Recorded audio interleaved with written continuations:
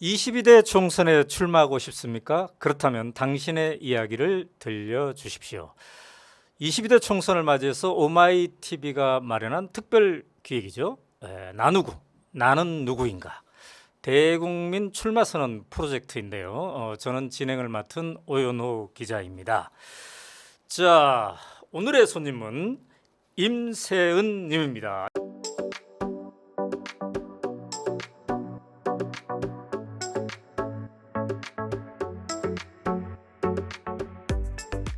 안녕하세요. 네, 안녕하세요. 자, 지역구가 서울시 관악구 을입니다. 관악구 을은 네, 서울대가 있는 곳입니까? 맞아요. 서울대가 있는 곳입니다. 고시촌도 있고? 고시촌 있습니다. 네.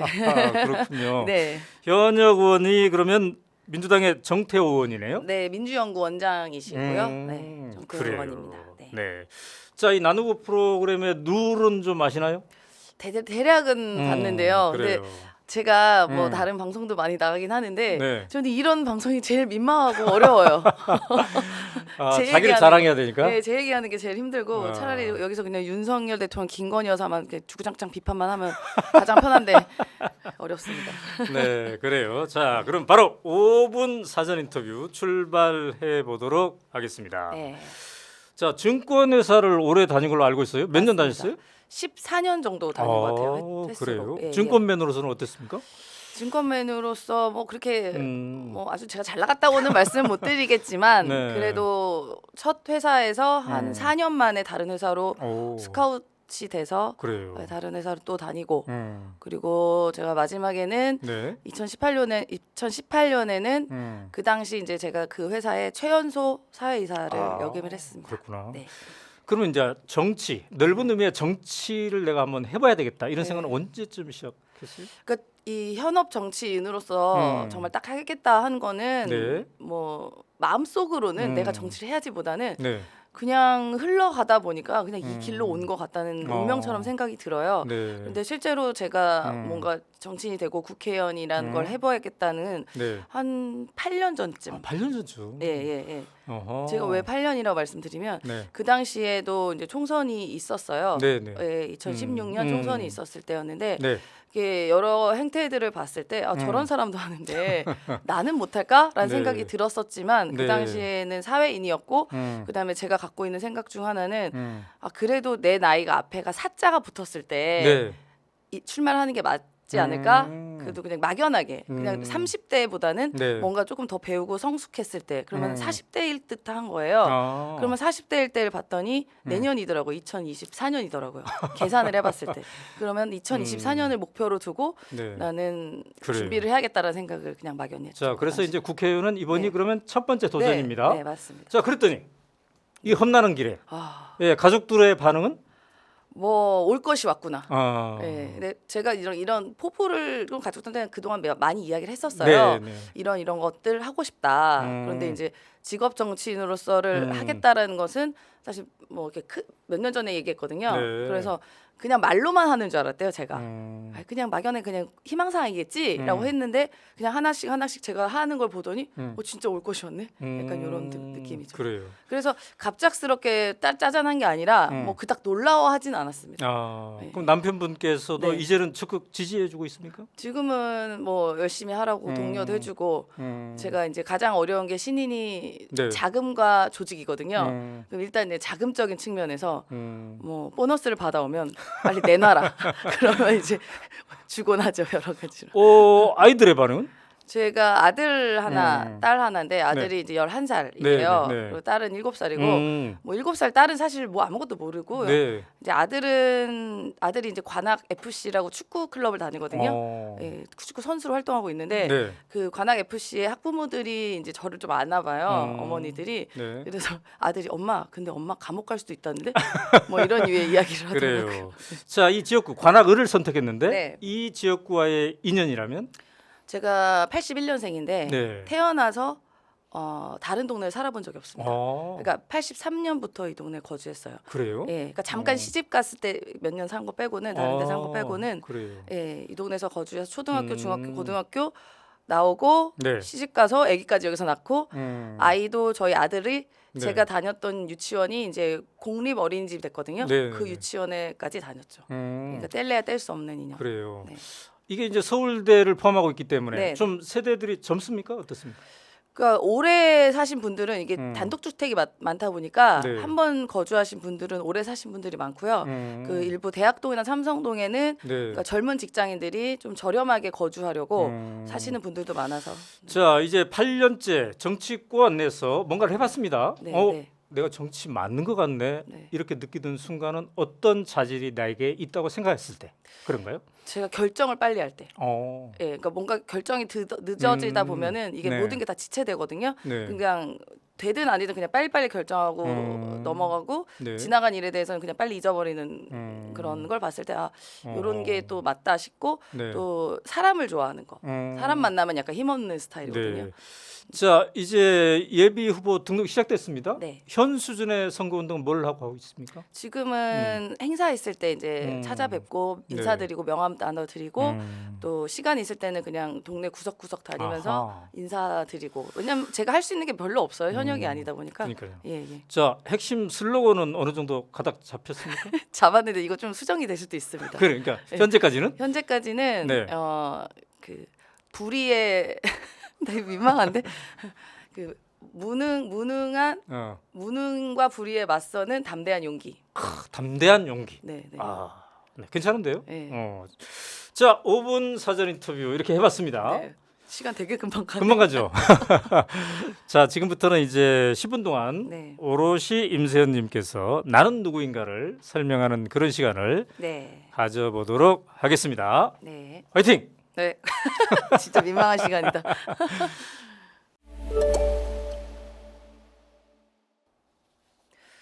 네, 안녕하세요. 저 민생경제연구소장 전 청와대 부대변인 임세은입니다. 제가 김대중 총재 펜팔 소녀로 알려진다면 알려져 있고 모르는 분들은 모르는데요. 이게 무슨 소리야 하는 분들도 있을 것 같아요.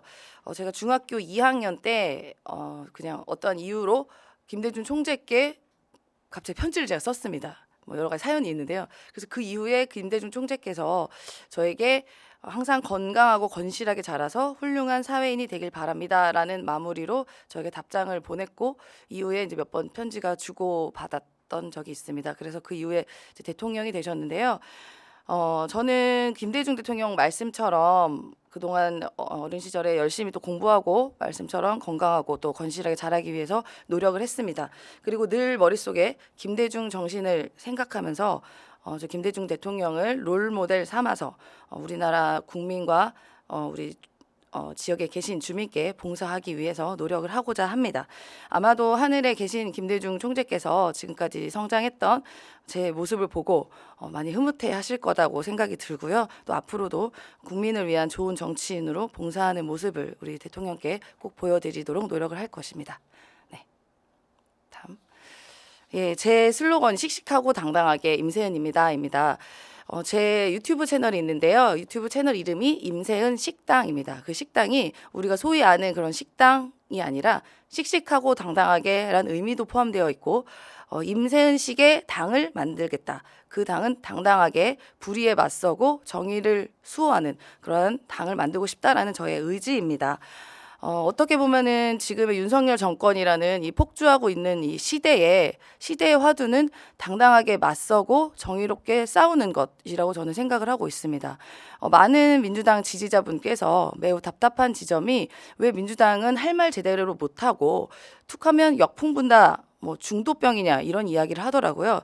그래서 저는 앞으로 지금까지 그래왔던 것처럼 이런 답답한 민주당을 변화하고 효능감 있는 민주당이 되기 위해서 그리고 그러한 당원이 되기 위해서 더 노력을 할 예정입니다. 아마도 그 작년 여름쯤에 저는 퇴진 운동에 돌입을 했습니다. 윤석열 정권이 사실 인수위 시절부터 싹수가 노란 게 보이긴 했지만 그래도 새로운 정부를 잘하기를 응원하고자 하는 마음에 그래도 좀 일말의 기대가 있었습니다. 그래도 제 전직에서 전 정부에서 일을 했기 때문에 어쨌든 우리나라를 위해서라면 윤석열 정부가 좀 잘하기를 기대했지만 이후에 있었던 일련의 사건들 특히나 제가 충격받았던 것은 수해가 나서 많은 생명을 잃었는데도 아무렇지도 않게 퇴근을 하고 우리 동네도 물 많이 오더라 하고 그 당시에도 신림동이었는데요. 신림동 반지하에 돌아가신 세 분이 있었는데 그 지하실을 이렇게 바라보며 마치 동물원을 보듯한 대통령의 모습을 보고 아, 이 정부는 희망이 없다. 나는 바로 퇴진 들어가겠다라고 생각해서 작년 여름부터 퇴진 운동에 돌입을 했습니다. 그 당시에 민주당에 있는 일부 분들은 우려의 목소리를 내시기도 했고 청와대 출신이 왜 벌써부터 전 정부를 퇴진하려 하냐. 불안감 모습을 보이면 안 된다. 그래도 우리가 집권을 했던 이런 일원인데 어떻게 정부를 퇴진하자고 초기부터 나서면 위험하다라는 이야기를 들었지만요. 저는 5년 정권 그거 뭐라고 겁이 없어요라고 말을 한 이 윤석열 정부에 되돌려주고 싶었습니다. 그래서 무능한 삼류 바보들을 데려다가 정치를 하고 역대 어느 정권도 이렇게 못했다. 겁이 없다. 이런 말을 함부로 할 수 있는 이 정부에 어떻게 가만히 있을 수가 있겠습니까? 아무리 제가 지난 정부에서 일을 했고 민주당의 기조가 그게 아니다 하더라도 저는 참을 수가 없었고요. 그래서 윤석열 정권을 퇴진을 외쳤습니다. 지금까지도 이 우롱하고 있는 정권과 맞서서 싸우고 있습니다. 벌써 제가 나간 집회만 해도 뭐 수백 번의 일을 만큼 열심히 하고 있는데요. 지금은 또 진영을 넘어서서 좌우 중도 연합 윤석열 퇴진 모임이라는 것을 결성해서 전국을 순회하며 윤석열 퇴진을 외치고 있습니다. 그리고 얼마 전에는 윤석열 정권 퇴진과 정당 혁신을 만들고자 하는 이른바 퇴진과 혁신이라는 정치 신인 모임을 제가 주도해서 만들어서 지금 여러 가지 다양한 활동들을 하고 있습니다. 얼마 전에는 함께 저희가 공동 출마 선언까지 했고요.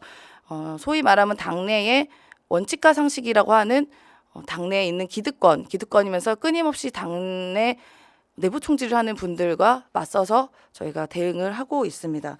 그래서 앞으로도 국민의 눈높이에 맞추어 무도한 정권과 맞서서 싸우고 목소리를 내고 당내의 혁신을 위해서 끊임없이 노력을 할 것입니다.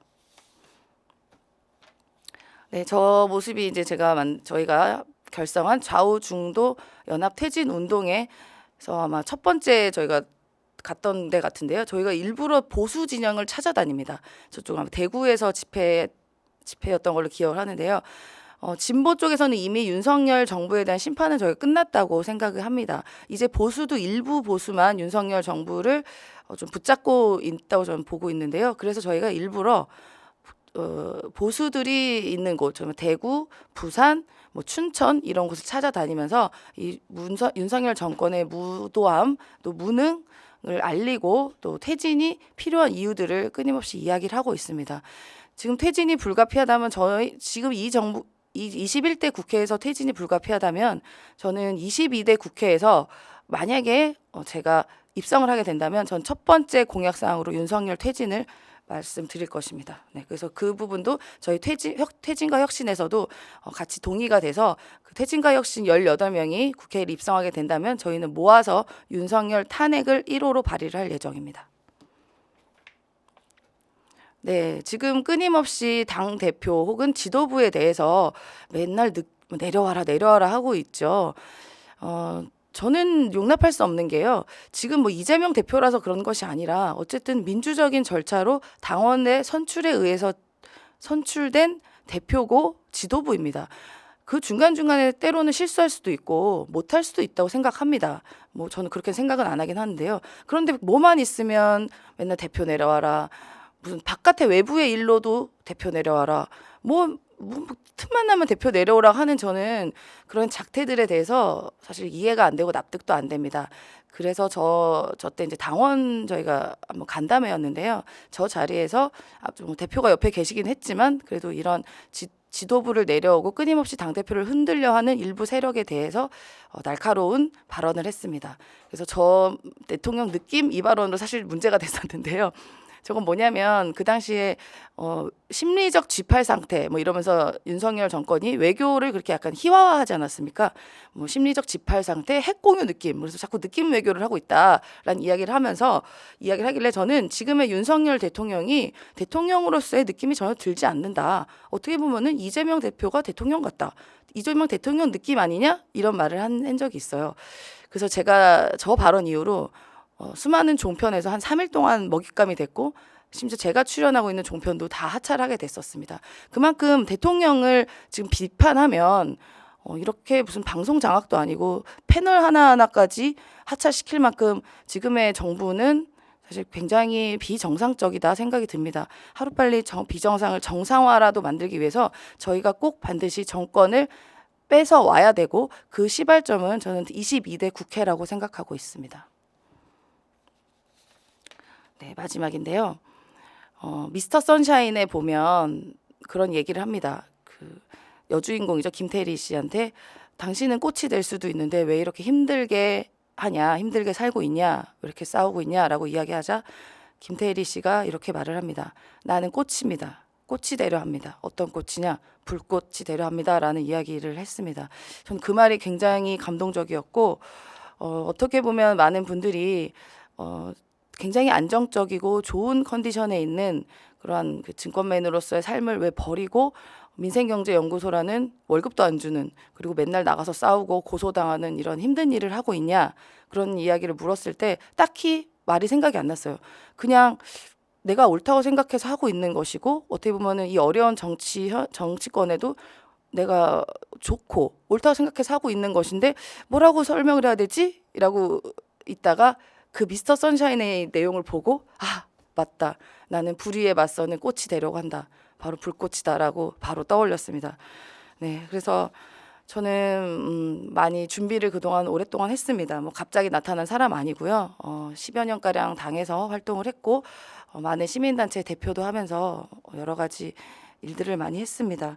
그게 가장 빠르고 또 정확한 효능감을 줄 수 있는 사람이고 또 투쟁할 수 있고 전문성을 갖춘 차세대 리더라고 감히 장담하고 싶습니다. 또 사랑하는 민주당과 대한민국 성장과 발전을 위해 열심히 이 한 몸 뛸 것이고요. 22대 국회에서 반드시 준비된 일꾼의 면모를 보여드리려 합니다. 김대중 대통령 펜팔 소녀가 국회 입성해서 김대중 정신을 반드시 실현하도록 하겠습니다.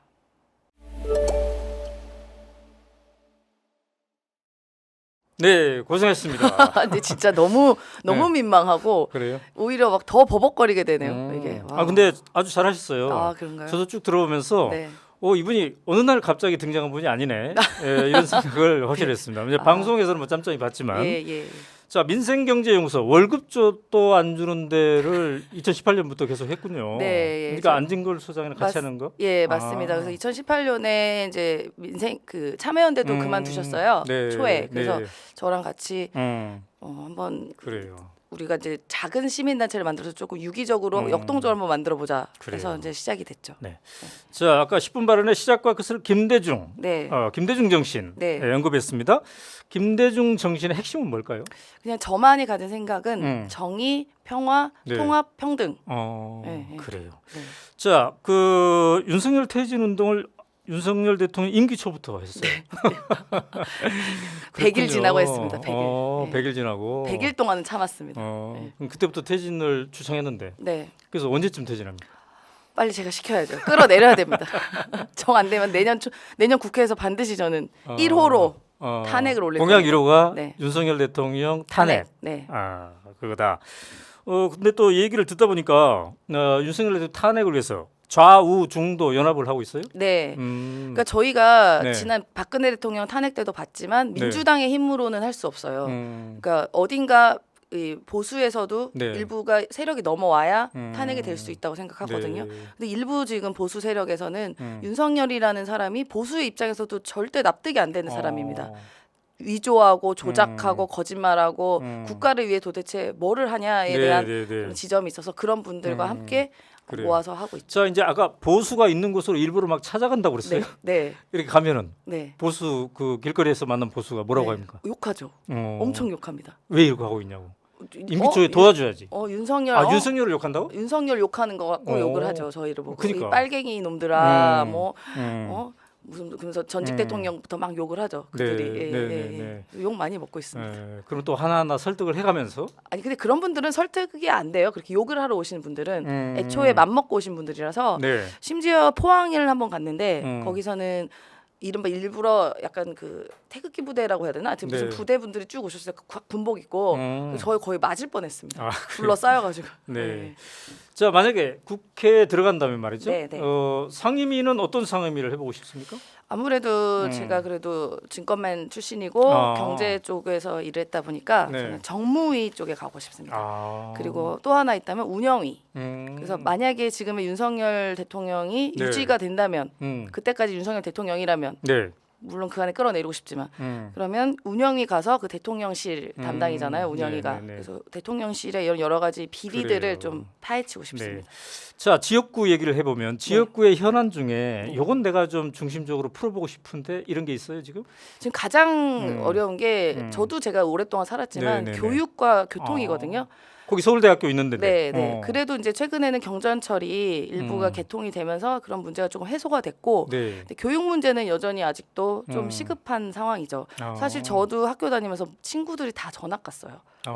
갈 데가 없어가지고 네, 학원도 네. 없다. 네. 학교가 안 좋다. 그래가지고 많이 전학을 갔는데, 네. 그래서 교육 인프라를 조금 더 음. 저도 이제 학부모로서 네네. 그 당사자이기 때문에 네. 교육 부분에 대해서 조금 더 신경 쓰고 싶습니다. 예를 들어 음. 뭐 학원 단지, 그러니까 네. 사교육이 조장되면 안 되겠지만 음. 뭐 공교육으로도 해소될 수 있겠지만 여러 가지 이렇게 네. 교육 단지, 음. 교육 단지 같은 걸 좀 한번 만들어보고. 아, 그래요. 살아오면서 이러저런 막 위기도 있었을 텐데 네. 위기 겪을 때는 무엇을 중심에 두고 좀 극복해 갑니까?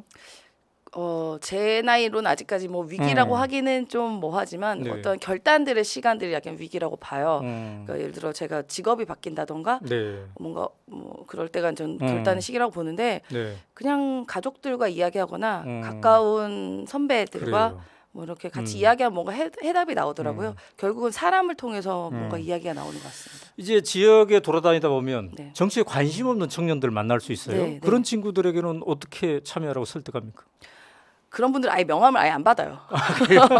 네. 네, 그래도 일부 관심 있는 분 받긴 하지만 네. 그래도 정치라는 것을 혐오의 대상이 아니라 음. 반드시 있어야 되고 우리 삶에 녹아 있는 게 저는 정치라고 생각을 합니다. 그래서 그러한 혐오의 감정을 조금 더 줄여나가는 게 역할이지 않을까 싶습니다. 네.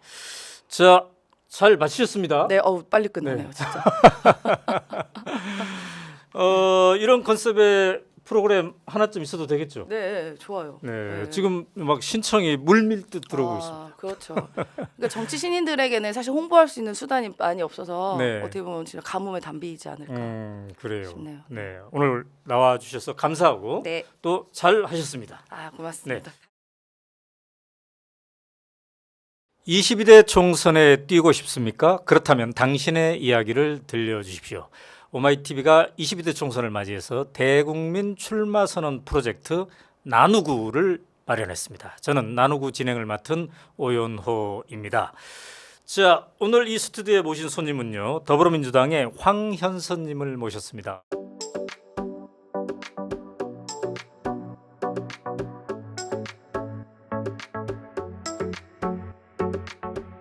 안녕하세요. 안녕하십니까? 네, 전주시 전주병입니다. 네네. 전주가 몇 개 지역구입니까? 세계 지역구입니다. 아, 3개 지역구. 네, 갑을병 이렇게 있습니다. 아, 그렇군요. 여기 지금 전주병의 현역은 김성주 의원입니다. 예, 더불어민주당의 김성주 재선 의원이네요. 네네.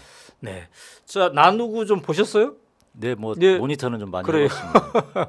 룰이 어떤 건지 대충 이제 아시죠? 55라고 알고 있습니다. 아, 명확히 알고 계시네. 자, 그러면 5분 사전 인터뷰부터 시작하도록 하겠습니다. 자, 전주병. 전주시에서 전주병은 어떤 의미를 가진 지역구입니까? 전주시에서 과거에는 정치 1번지였던 지역이고요. 아, 그래요? 전주의 산업화를 이끌었던 팔복동 공업지역이 있는 음. 지역이고 지금은 낙후된 지역입니다. 아. 그리고 과거에 정동영 의원을 배출했던 대선 후보를 그 배출했던 정동영 지역입니다. 의원? 네, 네. 그렇습니다. 그 정동영 의원이 이번에 나올까 말까 막 그런다고 지역 언론에 나오는 것 같은데 어때요? 뭐 어르신께서는 지역을 열심히 돌고 다니십니다. 어르신께서? 예. 아, 정동영 어르신께서 그렇다는 거예요? 예, 그렇습니다. 아, 그러시구나. 네. 연배 차이가 나서 제가 네, 뭐라고 네. 부칭이 좀 적당하지 않아서 어르신이라고 합니다. 전 대표도 하셨고 의원도 네, 이쪽에서 이제 여러 차례 하셨는데, 자, 황현선님은 그러면 이번이 이제 처음입니까? 예, 출마는 처음입니다. 그래요. 그 전에 제가 알기로 이제 민정수석실에서 근무를 하셨는데, 네. 그러니까 정치권에 발을 들여놓은 거는 약 총 27년 정도 됐습니다. 27년. 주로 당에서 어떤 일을 했습니까? 그 지방 정부에서 약 한 7, 8년 정도 어. 했었고요. 그다음에 당에서 또 한 국회의원 보좌관으로서 한 6년 했었고 네. 정당에서 한 6년 했었고 청와대에서 또 몇 년 있었고 뭐 이렇게 했습니다. 예. 그래요. 민중수석실에서는 어떤 역할을 했습니까? 제 유일한 보직은 조국 민정수석의 보좌관이었습니다. 그래요. 그러면 누군가를 보좌하고 참모하고 이런 역할을 뭐 27년 정도, 7, 8년 정도 하셨네요. 네, 예, 예. 그렇다면 본인에게 이번에 국회의원 도전은 어떤 의미입니까? 그동안에 항상 2인자였고 네. 뒤에 숨어있던 제 아하. 모습을 처음으로 드러내고 음. 저의 정치적 준비와 실력을 보여주는 자리라고 생각합니다. 아, 그래요. 예, 예. 그러면 이제 정치인으로 본격적으로 출발하는데 네. 그 전에 27년간 정치 참모로 있으면서 본인의 특기는 뭐였습니까? 조직 아니면 뭐 자금, 재정 아니면 뭐 홍보 뭐였습니까? 저는 주로 기획하고 조정하는 게 제 일이었습니다. 기획과 조정. 예. 네, 그랬었군요. 자, 이번에 이제 지역구에 여러 가지 현안들이 있을 텐데 이 지역에서 나는 뭔가를 핵심적으로 해결해 보고 싶은 건 뭐예요?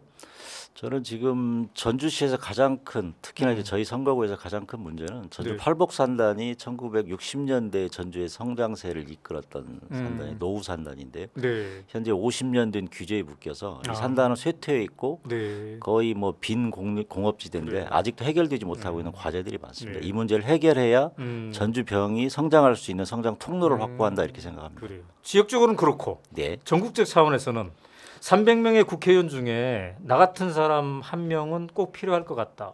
왜 그럴까요? 검찰 개혁에 대해서 음. 저같이 피부로 느끼고 있는 사람도 없고 검찰의 피해자를 옆에서 직접 3년 이상 옆에서 그 고통을 같이 견뎠던 사람이었기 때문에 몸으로 검찰 개혁을 해야 되겠다는 신념으로 가득 차 있습니다. 조국 전 법무장관과 네. 함께 네, 그 그렇습니다. 고통의 과정을 쭉 지켜봤다는 거죠. 조국 법무부 장관이 사직한 이후에는 음. 주변에서 돌볼 참모들이 없어서 네. 제가 유일하게 밖에 나와 있던 참모여서 아, 그래요? 예, 거의 한 음. 3년 동안 조국 장관하고 저는 지금은 지금도 수석이라고 부르는데요. 계속해서 소통하고 네. 응원하고 뭐 이랬던 관계였습니다. 그래요. 그럼 이제 영향도 많이 받았을 텐데 네. 조국 장관 말고 전 현직 정치인 중에 롤 모델로 삼고 싶은 사람이 있나요? 저는 개인적으로는 뭐 기획 전략을 했던 사람으로서는 이해찬 아. 전 총리에 대해서 굉장히 존경하는 마음이 있고요. 네. 두 번의 정권 교체에서 이해찬 총리 역할이 있었고 저는 이번 22년 대선에서는 이해찬 전 총리의 좀 역할이 좀 적어서 네. 실패한 원인 중에 하나 아닌가 이렇게 생각도 하고 있습니다. 그래요. 전략 기획 전문가로서 네. 이번 총선 어떻습니까? 저는 뭐 전망이 나쁘진 않다고 생각하는데요. 다만 네. 비워야 채울 수 있습니다. 아. 민주당이 좀 더 혁신하고 좀 더 비워야 다른 좋은 사람들이 들어와서 당이 새로운 모습을 갖췄을 때만이 네. 총선에 승리할 수 있다. 윤석열 심판론 하나로는 총선에 이기지 못한다 이렇게 생각하고 있습니다. 지역 돌아다니고 있을 텐데 네. 지역에서 신인을 바라보는 시선은 어떻습니까? 저는 요즘 날씨가 좀 따뜻해서 그런데요. 네. 봄바람 같이 따뜻하게 느끼고 있습니다. 그래요? 예. 에. 변화의 욕구가 매우 큽니다. 아, 그래요? 예. 슬로건은 정했나요? 예. 뭐라고 했어요? 바꾸면 바뀝니다. 그렇군요. 네. 자, 이렇게 이제 5분간의 사전 인터뷰 마쳤습니다. 지금부터는 10분 동안 온전히 통째로 시간을 써서 나는 누구인가 황현선님께서 설명하시면 되겠습니다. 살짝 긴장될 수도 있어요. 근데 그냥 편하게 이렇게 하시면 되겠습니다. 네. 열심히 해보겠습니다. 네. 아자. 감사합니다. 안녕하세요. 저는 전주시 병 선거구에서 24년 국회의원 선거를 준비하고 있는 황현선이라고 합니다. 저는 96년 전주시장 비서로 전주에 정치에 입문했습니다. 그리고 무주군 비서실장을 하면서 지방정부를 경험했습니다. 그리고 그 이후에 국회의원 보좌관, 민주당 중앙당에서 그리고 청와대에서 문재인 대통령의 비서로 조국의 보좌관으로 일했습니다. 지방행정 경험과 중앙정치 경험을 가진 준비된 정치 신인입니다. 제가 정치를 27년 했음에도 사실은 두 번의 정치를 그만두려고 했던 적이 있습니다. 첫 번째는 2007년 이명박 정부의 출범이었습니다. 대선 실패의 책임과 또 하나는 무력감으로 정치를 떠나 방황했던 시절이 있었습니다. 그러나 저를 다시 일으켜 세운 것은 노무현 대통령의 서거였습니다. 노무현 대통령의 서거를 보면서 저는 정권 교체를 반드시 해서 민주주의를 회복해야 되겠다 이런 생각을 했습니다. 그리고 2017년 대선까지 쉬지 않고 정권 교체를 위해서 뛰었습니다. 2017년 민주당 중앙당 전략기획국장으로서 대선 승리를 이끌었습니다. 그러다가 청와대에 들어가서 조국 민정수석의 보좌관으로 일을 하고 난 이후에는 돌이켜 생각해 보니 정권 교체 이후에 제 인생에 대해서 고민해 본 적이 단 한 차례도 없었습니다. 그래서 치열했던 정치의 삶을 벗어나서 자유로운 인간으로 좀 살고 싶어서 정치를 떠나려 했습니다. 그러나 정치를 떠나려 했던 저의 시도는 2022년 대선 패배로서 무참히 실패했습니다. 민주주의의 퇴행과 민생의 위기 속에서 27년 정권 교체를 위해서 다시 일해야 되겠다라는 생각을 하게 되었습니다. 정치는 저의 운명이었습니다. 운명으로 정해진 이상 더욱더 열심히 정권 교체를 위해서 뛰어보겠습니다. 예, 다음이요. 저는 사진에서 보시다시피 조국 민정수석의 보좌관이었습니다. 그리고 민정수석 보좌관으로 일하면서 관심 있던 분야는 검찰개혁이었습니다. 검찰개혁은 어느 정부도 성공하지 못했던 국정과제였습니다. 검찰은 항상 정권 초기에는 전 정권에 대한 수사로, 정권 말기에는 현 정권에 대한 수사로 그 생명을 연장하고 이어오고 있었습니다. 신구 권력의 기생에서 살아왔던 기생충 같은 집단입니다. 문재인 정부는 검찰을 위한 검찰을 국민의 검찰로 만들기 위해서 검찰개혁을 시작했습니다. 먼저 검경 간의 수직적 관계를 대등 협력 관계로 만들기 위해서 양 기관의 상호 견제를 하도록 만들려 했습니다. 그리고 공수처를 통해서 검찰 권력을 견제하려 했습니다. 문재인 정부는 제도화에는 성공했지만 결론적으로는 검찰 개혁에는 실패했습니다.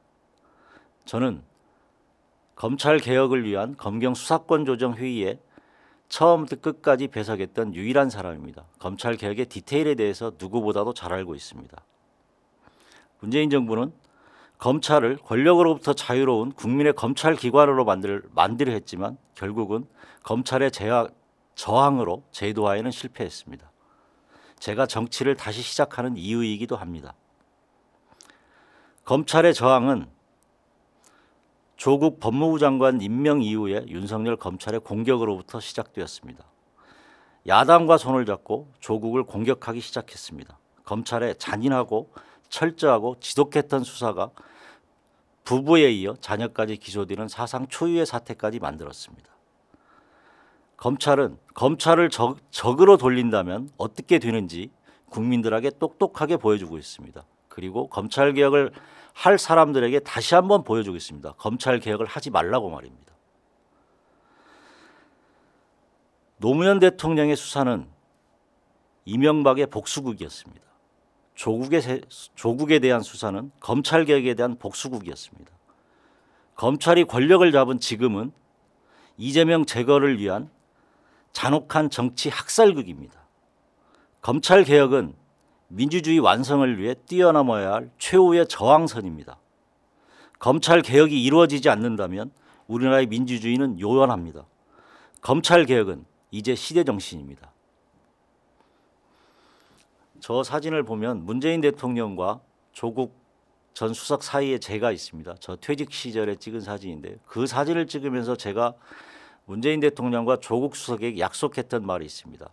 이 사진이 후에 역사가 될 수 있게 열심히 살겠다고 말씀을 드렸던 적이 있습니다. 그 약속을 지키기 위해서 열심히 정치하겠습니다.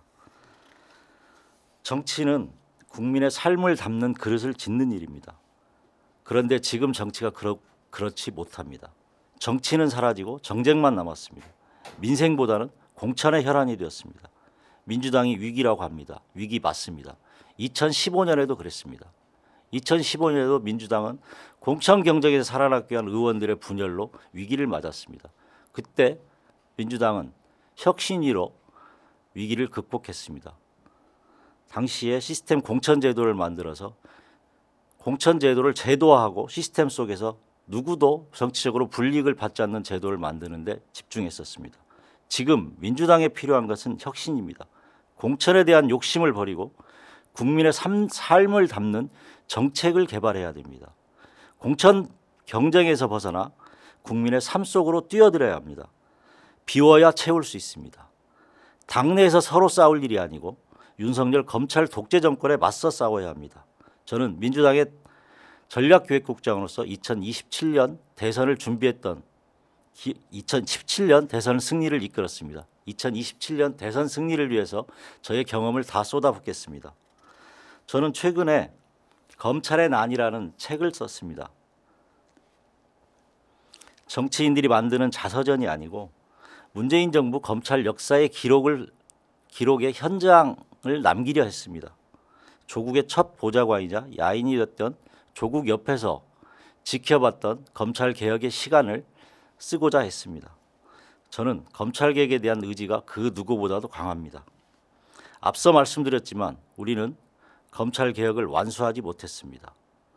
검찰을 위해서 권력을 쓸 때 얼마나 위험한 기관인지 우리 국민 모두가 목도했습니다. 검찰은 야당과 정적에게는 가혹하고 잔인합니다. 권력에 저항하면 과거에는 총칼로 진압했습니다. 하지만 이제는 수사권으로 보복합니다. 하지만 검찰권은 윤석열 정권과 윤석열 처가에게는 봄바람같이 따뜻합니다. 아니 달콤합니다. 대통령 처가 앞에서 멈춰지는 검찰권. 대통령 부인은 이제 명품백을 바꿔도 부끄러운 줄 모릅니다. 대통령은 특검법마저 거부할 태세입니다. 조국을 보며 이재명을 보며 누가 검찰에 맞서려 하겠습니다. 하지만 민주주의는 쓰러진 곳에서 다시 일어섭니다. 지금 대한민국은 검찰 독재 국가가 되었습니다. 저는 검찰 독재에 맞서 싸우겠습니다. 조국과 이재명의 이름으로 싸우겠습니다. 호남은 동학농민혁명의 정신과 5.18 정신이 살아 숨쉬는 곳입니다. 독재 정권의 호남 문중은 늘 앞서 싸웠습니다. 그리고 호남 정치인은 독재에 맞서 선봉에 싸웠고 호남인들은 그런 호남 정치인에 대한 존경심을 표했습니다. 그러나 지금 호남에 그런 정신이 남아있지는 않습니다. 김대중 정신이 사라진 지는 오래되었습니다. 호남의 정치인들은 당선되자마자 성을 쌓고 있습니다. 정치는 성을 쌓는 일이 아니고 길을 함께 내는 일입니다. 그 성을 부수고 함께 가는 길을 만들겠습니다. 전북에는 최근 3종 폭탄이 터졌습니다. 첫 번째는 새만금 잼버리 파행에 대한 책임을 전북에 묻는 감사원 감사가 있고, 두 번째는 새만금 예산 78%에 삭감하는 삭감이 있었습니다. 그리고 최근에는 10석의 선거구를 9석으로 축소하는 선거구 획정 문제가 있었습니다. 그러나 전라북도 정치권은 어느 것 하나 제대로 대응하지 못하고 있습니다. 분노한 도민들을 이용해서 정치 쇼를 벌이고 있습니다. 투쟁했다는 알리바이를 남기는 알리바이 정치를 하고 있습니다. 전북의 쇠락이 어제 오늘 하루 사이에 벌어진 일이 아닙니다. 책임 있는 정치인들이 아무도 책임 있다고 나서지 않고 있습니다. 다시 기회를 달라고 요치기만 합니다. 전북 낙후의 책임은 사전에 준비하지 못한 정치 지도자들의 책임입니다. 전북 홀대, 무기력한 전라북도 정치, 존재감 없는 전북 정치, 반드시 존재감 있게 만들겠습니다.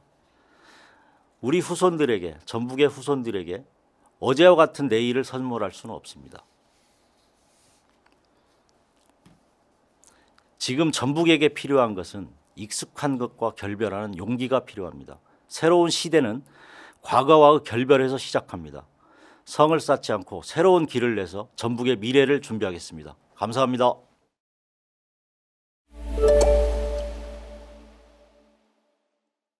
네, 잘하셨습니다.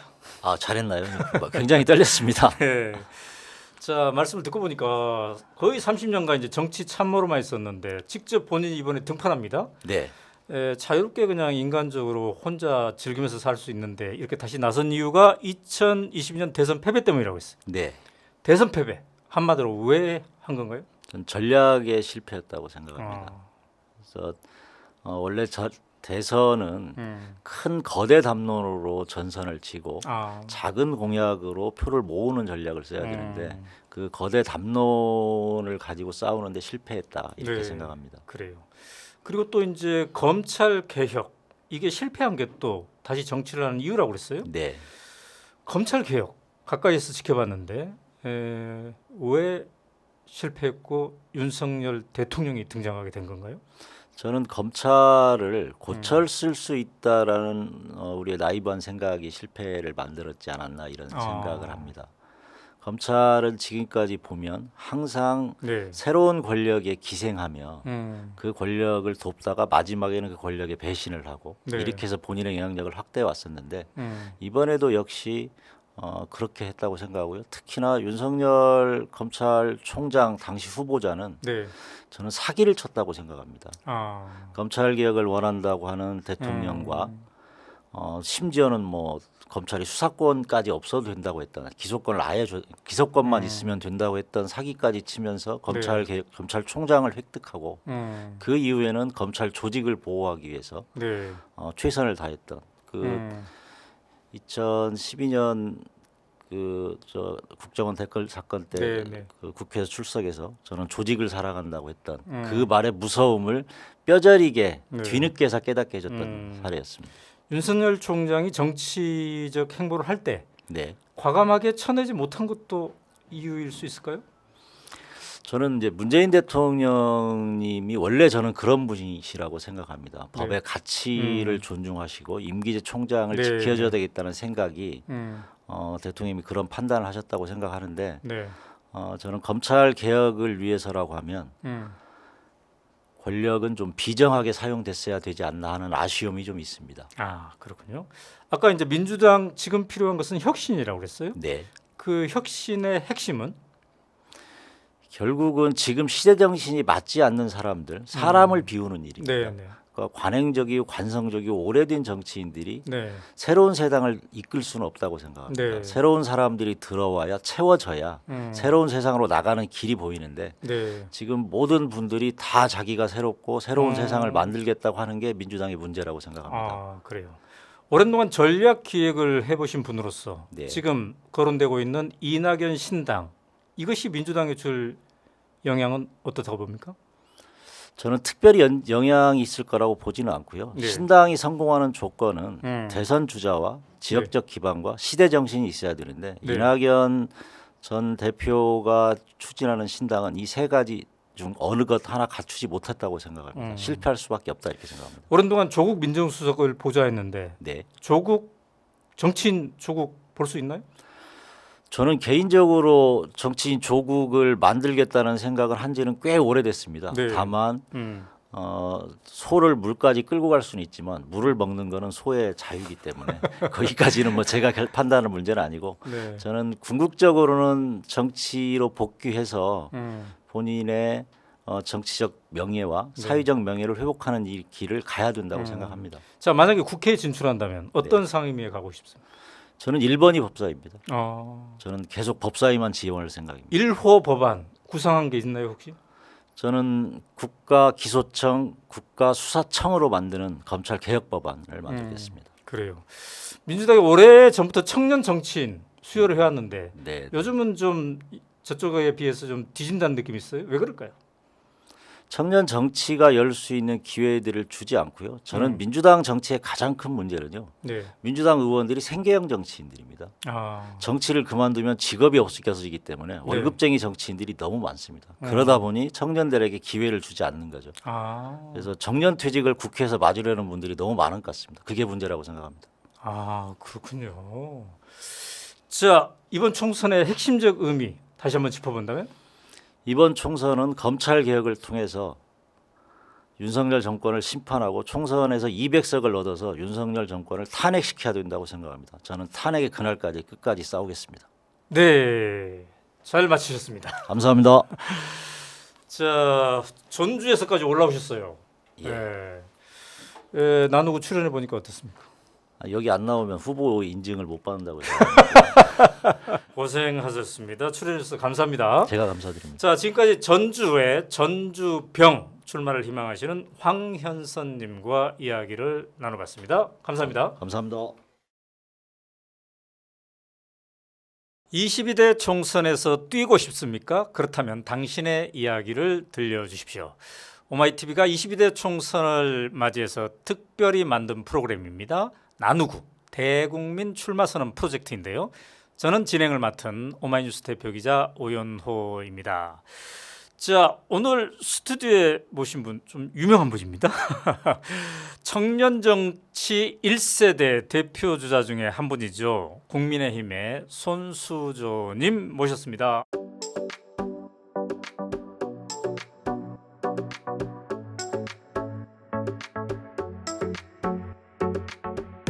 안녕하세요. 반갑습니다. 네, 반갑습니다. 자, 경기도 동두천시 연천군에서 출마하시네요. 네, 맞습니다. 아, 그렇군요. 지금 현역은 누구입니까? 김성원 의원님이십니다. 아, 국민의힘에. 예, 예. 이분이 재선한 분이시네요. 예, 맞습니다. 네, 우리 나누구 프로그램 좀 보셨나요? 예, 제가 다 어, 보고 왔습니다. 또 친한 분들도 많이 출연하셨고. 네, 그래요. 저는 그 전에 막 선거할 때 많이 TV에서 뵀기 때문에 낯이 익습니다. 네. 감사합니다. 자, 그럼 지금부터 5분 사전 토크 해보도록 하겠습니다. 자, 2012년 총선 때 혜성처럼 등장했습니다. 그때 이제 부산에서 문재인 후보랑 붙었었죠. 네, 맞습니다. 그때 몇 살이었죠, 그때? 27이었어요. 어허. 지금부터 14년 정도 흘렀나요? 네, 예. 그래요. 그때는 어떻게 해서 내가 정치를 해봐야지 이런 생각이었습니까? 사실 어릴 때부터 꿈이 정치가였어요. 그랬는데 음. 사실 정치라는 것이 돈 많고 백 오. 있는 사람들의 전유물이었잖아요. 네네네. 어떻게 하면 저기 일을 내가 접근할 수 있을까 봤더니 기자가 되어야겠다. 어. 그 어린 나이에는 네네. 정치부 기자를 해서 어. 기자나 아나운서를 한 다음에는 정치의 길이 열리는 것 같아 보였거든요. 네네네. 그래서 이화여대 국어국문과 그다음에 아. 방송국 활동, 기자 어플라이나 뭐 이런 쪽으로 쭉 준비를 하고 있다가 만만치 또 않은 또 그런 이제 그렇죠. 과정 속에서 음. 지금 이 순간에 어떻게 보면은 제가 태어나고 자랐던 곳이죠. 부산 사상구에 문재인이라는 대권 후보가 출마한다는 어떤 아주 큰 장이 열린 거죠. 아, 그래요. 그 상황에서 출마해야겠다. 그래요. 근데 그때 43%나 얻었어요. 너무 감사한 그래서 거죠. 깜짝 놀라게 했는데, 그죠? 예. 자, 그 후에 또 이제 장제원 후보랑 또 붙었어요. 네, 그렇구나. 그러다가 이제 한참 뉴스에서 좀 사라진 듯 했습니다. 네, 근데 이번에 이제 다시 이제 도전을 합니다. 국회의원 세 번째 도전인데, 네 그렇습니다. 동두천 연천을 택한 이유는요? 쉬는 동안에 장례지도사라는 아주 감사한 직업을 얻게 됐어요. 어, 그러니까 두 번의 선거를 치르고 나서 많이 아팠어요. 아무래도 네. 그 나이에 또 네. 많은 또 일을 겪다 보니 네. 할 때는 정말 몰랐거든요. 네. 근데 끝나고 나니 네. 현타가 오는 거예요. 어, 몸도 힘들고 마음도 힘들어지고 예, 그러면서 정치 두 번 다시 안 한다. 그래서 정치 말고 네. 뭔가 또 마음 따뜻한 일을 찾아보자 하다가 정말 감사하게 우연치 않게 네. 제가 아는 지인의 입관을 들어가게 되고 그 현장에서 정말 가슴 따뜻한 그런 이제 현장을 목격하고 네. 내가 이 일을 해야겠다 해서 장례지도사 자격증을 따서 장례 지도사 했어요. 자격증을. 예. 그러면 이제 그거를 지금 업으로 하고 있는 건가요? 예 그렇습니다. 그렇군요. 직접 이제 닦여드리고 입혀드리고 염해드리고 또 유족분들과 또 3일 내내 함께하고 그래요. 하는 일입니다. 네. 자, 지금 국민의힘인데 네. 당직은 맡고 있나요? 아니요 당직은 따로 없어요. 아, 그래요. 네. 주로 이제 청년 세대들이 두 갈래 길이 주로 있지 않겠습니까? 국민의힘, 네. 민주당. 네네. 근데 어떤 점에서 국민의힘이 좀 더 맞습니까? 제가 27에 처음 이제 출마를 했을 당시에도 뭐 이런 네. 생각과 똑같았었는데요. 네. 당시 이제 기자를 준비하면서 많은 사회 문제에 관심을 갖고 어떤 대안으로 우리가 나아가야 될 것인지 많은 고민을 했었습니다. 네. 그 중에서 큰 이제 줄기가 있다고 하면 아무래도 대북관, 네. 예, 안보에 대한 대북관, 그다음 복지에 대해서 그 당시 여러분 돌이켜 보시면은 네. 이제 선별적 복지냐, 무상 복지냐 이런 이슈가 항상 참 많았어요. 네, 네. 저는 무상 복지는 반대로 양극재론자였거든요. 아. 때문에 이 복지에 대한 이슈, 뭐 요런 그런 이슈 사회 이슈에 있어서 저는 우파 쪽이 맞았습니다. 그렇군요. 예, 그런데 한나라당은 싫었어요. 어떻게 하지? 네. 그렇다고 무당파도 아니니까 무소속으로 갈 수는 없고 그래서 궁여지책으로 들어간 곳이 한나라당이긴 합니다만 그래요. 그래도 안에서 어쨌든지 좀 바꿔보고 개혁해 보자라고 네, 네, 네. 생각해서 택했습니다. 첫 번째 도전할 때랑 이제 달리 지금 세 번째 도전할 때는 네. 두 아이의 엄마가 돼 있다고 들었습니다. 맞아요. 아. 우리 많은 또 대한민국 여성분들이 그렇듯이 네. 비슷비슷한 나이에 저 결혼해서 아이 낳고 육아하고 아, 하는 그렇군요. 시기들이 있었죠. 네. 남편분은 이번에 또 복귀한다니까 어떻게 반응이? 사실 저는 이렇게 생각해요. 이거는 저의 일이기 때문에 제 오. 결정이고 제가 스스로 일어선다고 생각하기 때문에 네, 예, 그래요. 또, 예.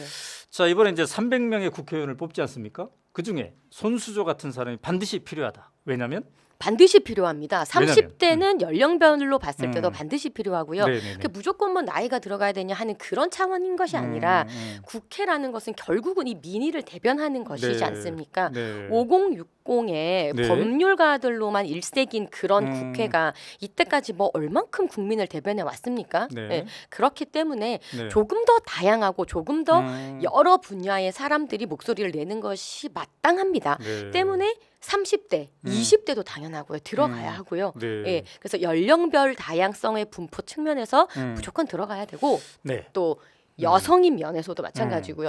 여성 의원 비율이 너무나 작습니다. 예. 근데 30대 여성 중에 그러면 왜 손수조냐 하실 수 있어요. 손수조는 많이 배웠고 네. 반성도 많이 했고 네. 정치에 대한 복귀도 많이 이렇게 스스로 이제 네. 많이 또 되씹어 그렇군요. 봤던 경험이 자, 있다. 5분이 다 됐습니다. 벌써요? 벌써 이렇게 5분이 벌써요? 됐어요. 지금부터는 근데 또 10분이 있어요. 아, 네. 이제는 이제 혼자서 네. 나는 누구인가를 충분히 설명할 수 있는 그런 기회가 되겠습니다. 이런 프로그램 하나쯤 있는 것도 괜찮겠죠. 너무 감사한 거죠. 네. 네. 자, 그러면 10분 동안 화이팅! 고맙습니다.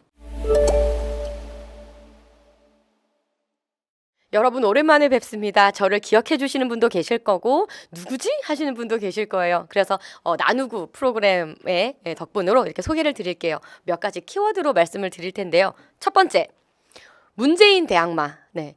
지금으로부터 한 10여 년 전에 제가 27살이던 때에 첫 출마를 했을 때 문재인 당시 대통령 후보께서 국회의원으로 먼저 출마를 하셨었는데 그 당시에 제가 상대편 후보로 나섰었습니다. 사실 선거를 이제 처음 하고 정치를 처음 입문하는 입장에서 대통령 후보와 맞붙는다는 것은 사실 쉬운 결정은 아니었습니다. 하지만 그 누구도 저에게 나가라고 떠밀지도 않았고 그리고 누군가가 끌어주지도 않았습니다. 그냥 저 스스로가 제 고향인 부산 사상에서 한번 멋지게 겨뤄보겠노라고 결심을 했던 것이고요. 근데 방법이 없어서 막 포털 사이트에 국회의원 공천 막 쳐보면서 어떻게 하면 될 수 있는지 해서 이력서 써서 막 메일로 넣고요. 뭐 메일도 워낙 다 안 보시잖아요. 그러다 보니까 한 새벽 한 6시쯤 넣어서 그 맨 위에 올라가게 만들어서 보시게 하자 작전으로 며칠 동안 수백 통의 이력서를 넣기도 하고 또 막 연락처를 어떻게든지 찾아서 문 앞에서 한참 뭐 기다려서 이력서 드리기도 하고 뭐 이런 방법으로 처음에 이렇게 시작을 했었습니다. 그렇게 해서 문재인 당시 후보와 맞붙게 되었고 네, 감사하게 약 45%의 득표를 받으면서 아쉽게 석패는 했지만 저에게는 아주 감사한 경험이었습니다. 넘어가 볼게요. 자, 그 당시에 또 하나 얻었던 별명이 있었습니다. 박근혜 퀴즈인데요. 당시 한나라당에서 새누리당으로 바뀌면서 박근혜 비대위원장께서 이제 진두지휘를 하시게 됐는데 그때 저는 박근혜 비대위원장을 처음 뵀었죠. 지금 저 사진이 처음 만났던 사진이에요. 그래서 많은 분들은 박근혜 비대위원장의 손수조를 뭐 영입했다, 꽂았다, 뭐 전략적으로 뭐 쓴다, 뭐 이런 표현이 있었지만 사실 그렇진 않았어요. 저는 제가 스스로 바닥에서 부득부득 올라간 상황이었고 그래도 감사했던 것은 박근혜 위원장께서 어떻게 보면 결정권을 가진 최고의 결정권자가 그래도 이런 신인의 목소리를 들어주시고 받아주셨기 때문에 지금의 손수조가 있거든요. 예, 그래서 저는 지금도 참 박근혜 대통령님 생각하면 좀 마음이 짠한 부분이 있습니다. 개인적으로요. 예. 그래서 그 당시에 저를 키워주시고 또 믿어주셨던 분에 대한 그런 마음이 또 있는 박근혜 키즈라는 별명을 가지고 있는 사람입니다. 자, 또 세 번째 키워드 보시면요. 두 아이의 엄마인데요. 많은 여성들이 다 겪는 일이고요.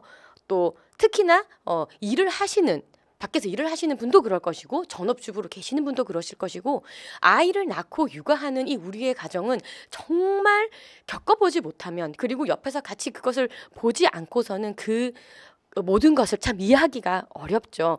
저도 어쩌면 아이를 얻고 키우는 과정은 너무너무나 소중한 일이지만 많이 힘들기도 했습니다. 저 같은 경우에 첫째 아이를 낳고 두 번째 선거를 치렀는데요. 아이를 낳고 정확하게 약 98일 만에 등산을 하면서 선거를 치렀던 상황이었어요. 그래서 많은 우리 또 엄마이신 분들, 여성인 분들, 이모분들도 다 아실 거예요. 얼마나 그렇게 아이를 놓고 육아를 하면서 나의 꿈을 버리지 않고 일을 해 나간다는 것이 얼마나 힘든지, 그리고 얼마나 참 고귀한 일인지 겪었고 또 그런 이야기들을 정치권에서도 저는 많이 녹이고 싶은 그런 바람입니다. 그래서 두 아이 엄마로서 아이를 키우는 과정 동안은 완전히 정치를 쉬었고요. 이제는 다시 한번 제 꿈을 찾기 위해서 도전하는 길목에 서 있습니다. 한번 넘어가 볼게요. 그리고 저에게 참 감사하게 다가온 직업이 장례지도사인데요.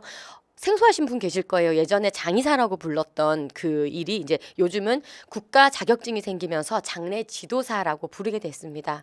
최근에 뭐 드라마나 아니면 어떤 예능이나 이런 곳에 젊은 장례 지도사들이 많이 있다라고 해서 소개된 적도 있고 해서 조금 이제 유명해진 직업이기도 한데요. 정말로 제가 장례 지도사 자격증을 따고 공부할 때 젊은 친구들이 정말 많았었어요. 저는 어떻게 보면 아줌마잖아요. 근데 20대 대학생들도 굉장히 많았고요. 이 장례 지도사라는 일은 삶과 죽음 그 사이에서 있는 일이에요. 삶의 연장에서 늘 우리가 살아가고 죽음이 언젠가 나에게 올 거라고 생각지도 못하고 살아가지만 가족의 죽음을 딱 마주쳤을 때 이 유족들이 느끼는 그 상실감, 그것을 옆에서 어루만져주고 같이 어떤 필요한 일들을 어떻게 할 수 있도록 도와드리는 일이고요. 그리고 우리 고인분들을 정말 제 가족처럼 깨끗하게 닦여드리고 예쁜 수의 입혀드리고 얼굴도 편안하게 만들어드리면서 가족과 아주 편안한 인사를 하실 수 있게 도와주는 게 장례지도사예요. 너무너무 감사하게 저는 이 직업을 알게 됐고 하게 됐는데요. 전 지금도 하고 있습니다. 불과 어제도 사실 지금은 이제 봉사 차원에서 하고 있지만 입관을 하고 왔는데요. 두 번의 선거라는 것이 제가 27에 치르다 보니까 여러분 27 생각해 보세요. 지금 방송 보시는 분이 27이 안 되신 분도 계실 거고 27이 지나신 분도 계시죠. 나의 27 한번 생각해 보세요. 그 나이 때 정말 많이 어리숙한 나이인데 이 모든 시선이 집중되는 선거라는 것, 그리고 문재인 당시 대통령 후보, 그리고 그 다음에는 장제원이라는 어떤 지역의 전 의원, 국회의원과 맞붙는 이런 선거를 치르면서 저는 많이 힘들었어요. 뭐 굳이 안 힘들었다, 이길 수 있다 그렇게 씩씩한 척할 필요 없고 힘들었어요. 힘들고 아팠고 지나고 나니까 그 상처가 많이 있었어요. 그래서 이것을 정말 어떻게 치유하면 좋을까 참 답이 안 보이는 상황이었는데 장례 지도사를 하면서 굉장히 많이 치유가 됐습니다. 제 정신과 마음이 살아나서 다시 사람을 믿게 됐어요. 선거 2번 치르고 나선 제가 사람을 좀 못 믿게 됐었거든요. 관계도 힘들어지고 그랬는데 그렇지 않아. 여전히 우리 주위는 따뜻해. 그리고 우리 모두는 상처 없는 사람들이 없어. 각각의 패턴이 다를 뿐. 그거를 정말 보듬고 같이 어루만지는 그런 정치 또 할 수 있지 않을까라고 생각하는 용기를 가지게 해줬던 그 직업이 바로 장례 지도사였습니다. 그래서 그 과정을 겪어서 이번 22대 때 다시 출마하게 되는 그런 이제 상황까지 제가 오게 됐어요. 자, 마지막 5번째 키워드인데요. 자, 그래서 장례 지도사를 하면서 제가 발령받아서 갔던 곳이 바로 경기 북부였습니다. 제가 경기 북부 담당 팀장을 했었거든요. 그곳에 있으면서 저는 코로나도 겪었고 많은 분들, 고인분들을 많이 모셨어요. 약 한 100분 정도는 제가 그 지역에서 모신 것 같아요. 그 지역에 있으면서 그 지역에 대한 정이 얼마나 들었겠습니까? 그리고 많은 분들이 또 손수조 팀장이 장례지도사가 이 일도 좋지만 정치권에 가서 조금 더 따뜻한 정치를 해줬으면 좋겠다라는 말씀도 많이 주셨고요. 그래서 제가 힘을 얻어서 이 경기 북부의 동두천, 제가 지금 살고 있는 동두천과 연천, 네, 이쪽 지역에서 제 모든 정치적 역량 뭐 미천합니다만 할 수 있는 모든 것은 다시 한번 열심히 뛰어보자라고 해서 이번 22대 때에 동두천시 연천군에 출마를 하게 되었습니다. 동두천은요, 아주 단적인 예를 보면 제가 일할 때 느꼈던 건데, 모든 대한민국이요 화장 비용이 10만 원이거든요, 비슷비슷하게. 근데 경기 북부는 100만 원이에요. 이렇게 차이가 나요. 화장장이 없어요, 이쪽 부분에. 화장장뿐만 아닙니다. 많은 기관 시설들, 많은 이 주변 시설들이 없습니다. 많이 소외된 지역이 경기 북부예요. 하지만 이름은 옷은 뭘 입고 입냐면 수도권을 입고 있어요. 그렇기 때문에 수도권에 대한 규제는 다 받아요. 그래서 이 지역은 특히나 정치적인 관심이 너무너무 필요한 곳이다. 관심을 갖고 정책적인 정치적인 힘을 쏟아야 되는 곳이 경기 북부거든요. 그래서 이 경기 북부에서 그동안 어떻게 보면 안보 측면에서, 그리고 미군 기지, 그 공여지를 아직 반환받지 못한 미군 부지가 있는 그 소외된 지역을 다시 한번 살려보고, 어떻게 보면 그래서 다른 말로 하면은 기회의 또 땅이기도 한 우리 동두천과 연천시 경기 북부의 게임 체인저가 한번 되어보자. 예, 정말 발전할 수 있는 기회를 품고 있는 이 지역에서 내 모든 정치적 역량을 발휘해서 한번 이 판을 뒤집어 보자 해서 출마를 도전하게 되었습니다. 네. 시간이 정말 빠르네요. 벌써 시간이 다 가서 이렇게 5가지 키워드로 저를 한번 설명드려 봤는데요. 지켜봐 주시는 분들이 좀 저에 대해서 많이 알게 되는 계기가 되고, 또 특히나 저의 이 마음을 조금 느낄 수 있었으면 하는 바람으로 마무리를 하겠습니다. 감사합니다.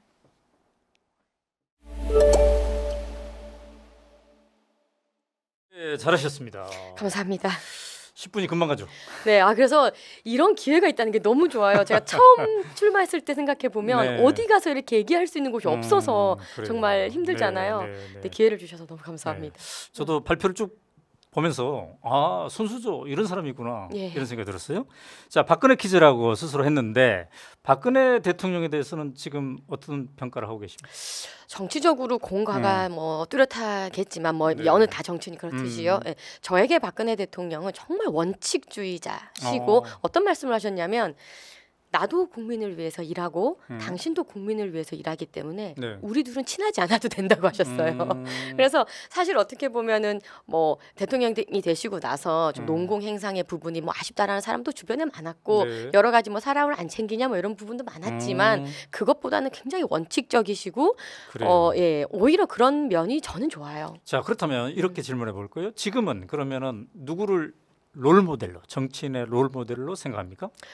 많은 분들 계세요. 저는 뭐 사실 같이 지금 동시대 때 있는 정치인으로 네. 따지자면 우리 당에 뭐 계시는 분들 중에서도 네. 뭐 많이 계실 거고, 딱히 저 누가 한 명으로 찝기보다는요. 그래요. 뭐 민주당도 그렇고, 민주당에서 네. 이탄희 의원님 같은 선거제 이런 거에서는 저희가 정치개혁 2050 활동도 많이 했었거든요. 예, 그리고 우리 당에서도 보면은 또 안철수 의원님도 계시고, 또 이제 또 따로 보면은 또 뭐 많은 분들 많이 그래요. 계세요. 예. 근데 이제 박근혜 퀴즈라고 했는데 네. 그때 이준석 전 대표랑 네네. 같이 이렇게 퀴즈가 되지 않았나요? 맞습니다. 그래서 둘이 지금 친합니까?